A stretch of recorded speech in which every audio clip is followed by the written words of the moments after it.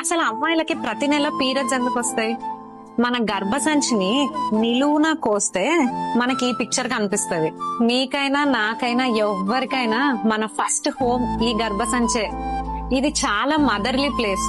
దీనికి ఎప్పుడు ఒక్కటే ఆలోచన, ఈ అండాశయాల్లో గుడ్డు పెరుగుతుంది, ఇది ఫట్టున రిలీజ్ అయ్యి బేబీ ఫామ్ అయ్యేసరికి నేను దాని కోసము చక్కటి వెచ్చటి మెత్తటి ఫ్రెష్ గూడు తయారు చేయాలి, ఫుడ్ పెట్టాలి అని తన ప్రిపరేషన్స్ లో తను బిజీగా ఉంటది. గుడ్డు రిలీజ్ అయింది కానీ బేబీ రాలేదు. ఇంకా దానికి కోపం, బాధ.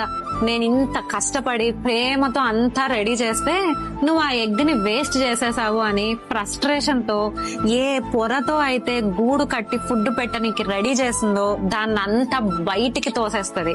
దీనికోసమే ప్రాస్టాగ్లాండిన్స్ అనే కెమికల్స్ హెల్ప్ చేస్తాయి. ఇవి మన బత్తాయి పండును పిండి జ్యూస్ తీసినట్టు గర్భసంచిని ఇలా పిండుతూ లోపలున్న పొర అంతా నీట్ గా బయటికి తోసేస్తది. దీన్నే